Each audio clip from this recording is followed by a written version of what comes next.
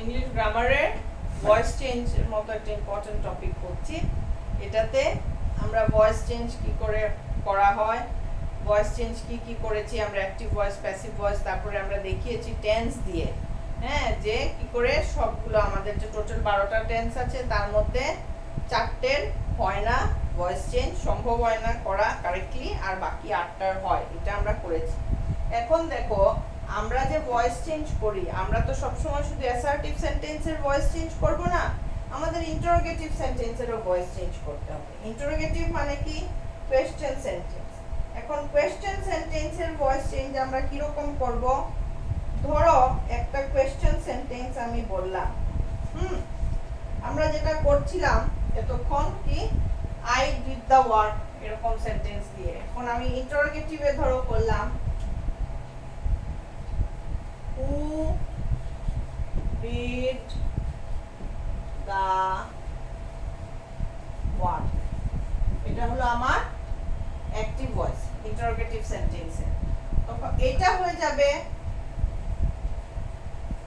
By হুম, হু থাকলে by হুম হয়ে যায়, ওয়াজ আসতে হবে, ডিড আছে ওয়াজ,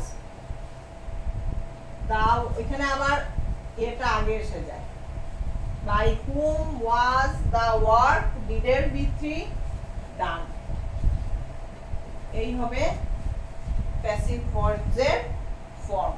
হ্যাঁ, who did the work দিলে আমার by whom was the work done।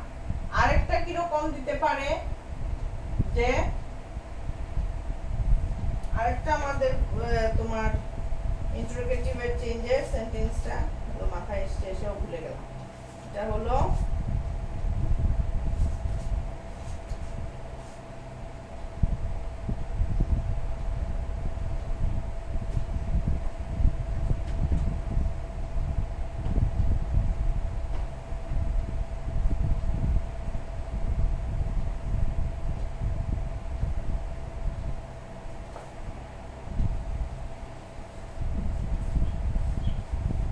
did you do the work, এরকমও একটা কোয়েশ্চেন সেন্টেন্স হতে পারে, এটাও আমার active voice. Did you do the work, তুমি কি কাজটা করেছো? হ্যাঁ, এটাও কি হবে? ডিড তো সিম্পল পাস্ট টেন্স, তাহলে ওয়াজ, হ্যাঁ, দ্য ওয়ার্ক, কাজটা ইম্পর্টেন্ট, পার্সনটা পিছনে চলে যাবে, ওয়াজ দ্য ওয়ার্ক, ডুর V3 form done by you. এটা হলো আরেকটা। হ্যাঁ, আর আরেকটা হতে পারে, আরেকটা কি ভেবেছিলাম, এখানে যেমন দিয়েছে এক্সাম্পল দেখো কোয়েশ্চেন সেন্টেন্সের, ডু ইউ প্লে গেমস, এটা প্রেজেন্ট ইনডেফিনিট টেন্সে, ডু ইউ প্লে গেমস, টেন্সটা আমার প্রেজেন্ট ইনডেফিনিট, তাহলে আর হয়ে যাবে গেমস, তো আর games played V3 form by you। হ্যাঁ, বাকি এখানে ম্যাক্সিমাম আমি বাই হুম দিয়ে দিয়েছে, এটা আমার গেল। হ্যাঁ, ইন্টারোগেটিভ সেন্টেন্সে এর থেকে কঠিন তোমাদের আসে না। তারপরে আরেকটা কমন হলো তোমাদের দিতে পারে, যেটাতে সাবজেক্ট নেই, এটা একটা দেয়, আর একটা দেয় ডাবল অবজেক্টের। যদি ডাবল অবজেক্টের যেমন আমি বলছি,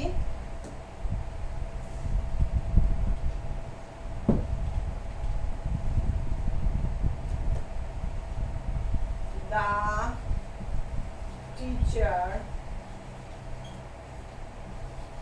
gave me a pen, এটা আমার অ্যাক্টিভ ভয়েসে আছে, এটা আমার পাস্ট ইনডেফিনিট টেন্সে আছে,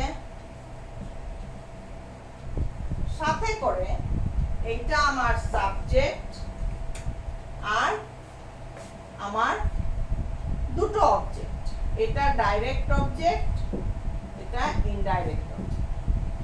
সবসময় মনে রাখবে অবজেক্ট মানে কি জিনিস, তো জিনিসের নাম যখন, সরি এটা হবে ডাইরেক্ট, আমারও ভুল, আর এটা হবে ইনডাইরেক্ট। মানুষের নাম হলে এটা হলো ইনডাইরেক্ট অবজেক্ট। তাহলে the teacher gave me a pen, দুটো অবজেক্ট আছে। হ্যাঁ, আমার ভয়েস চেঞ্জে আমি কি শিখেছি, যে subject becomes object, object becomes subject. এখন এখানে দুটো অবজেক্ট আছে, তো কোনটা সাবজেক্ট হবে? অটোমেটিক্যালি যেহেতু আমার দুটো অবজেক্ট আছে, আমি দুরকম চেঞ্জ করতে পারি। দুরকম চেঞ্জ, একবার এই অবজেক্টটা সাবজেক্ট হবে, একবার এই অবজেক্টটা সাবজেক্ট হবে। কি রকম? প্রথমটা এটা আছে, তো মিটা আই হয়ে যাবে। আই পাস্ট টেন্স, তো I was given, V3 form আমার লাগবে। V3 হলো গিভেন আর পাস্ট টেন্সের ওয়াজ। I was given কি a pen subject by the teacher, হলো। আর পরের বার আমি কি করব, এইটাকে আমি সাবজেক্ট বানাবো। তাহলে আমার পেন দিয়ে শুরু করতে হবে। a pen was given, ভার্বের অবস্থা সেম, was given এখানে to me by the teacher।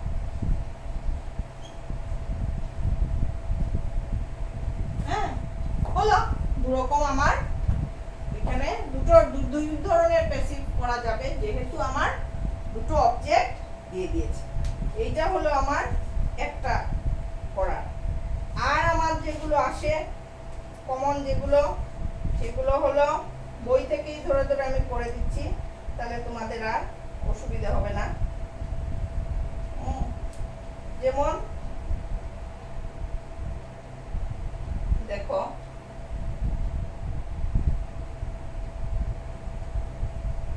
এটা একটা খুব কমন তোমাদের আসে। হ্যাঁ, হি লাভড at me। হ্যাঁ, তাহলে I was, এখানে কিন্তু laughed at এই একটা ভার্ব আসবে না, গ্রুপ ভার্বে আসবে। I was laughed at by him, এটা বাই দুটোই থাকবে কিন্তু। হ্যাঁ, এটা একটা খুব কমন আসে। তারপরে আসে, এখানে দেখবে বইয়েই আছে, এগুলো মার্ক করে নেবে। একটা আছে a motor car ran over an old man, এটা কিন্তু তোমাদের যেরকম কমন আমরা চেঞ্জ করি ওরকমই কিন্তু, an old man was run over by a motor car, এটা কিন্তু আলাদা কিছু না। তারপরে দিয়েছে he ran a race was run by him, they fought a good fight was fought by them, এগুলো কিন্তু একদম কমন। যেরকম নরমাল আমরা যে রুলসে চেঞ্জ করি ওই রুলসেই চেঞ্জ করা যায়, কোনো আলাদা কিছু নেই।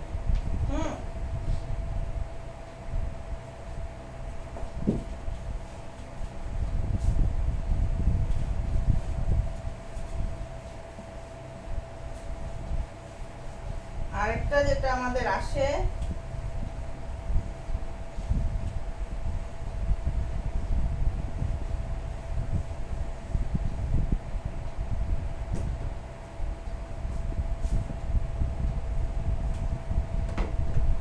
যেমন ধরো এই যে I know him, active voice. এটা অ্যাকচুয়ালি আমরা করতে গেলে কি করে ফেলি, he is known by me, আমরা এটা করে ফেলি, কিন্তু এটা না, he is known to me, এখানে by বসবে না। এটা একটা খুব কমন তোমাদের পরীক্ষায় আসে, এটা একটা করে দিলাম। তারপরে তোমাদের আরেকটা খুব কমন হলো we pleased হিম। তাহলে আমরা কি করি, ইউজুয়ালি আমাদেরটা কি, হি ওয়াজ প্লিজড এরকম আমরা করি না, বাই আস করি তো আমরা নর্মাল কেসে, কিন্তু এখানে আবার বাই হবে না। হি ওয়াজ প্লিজড উইথ আস, এটা এক্সেপশন, এখানে বাই বসে না, উইথ বসে, যেরকম এখানে নোনের সঙ্গে টু বসে। তারপরে আরেকটা, your conduct surprised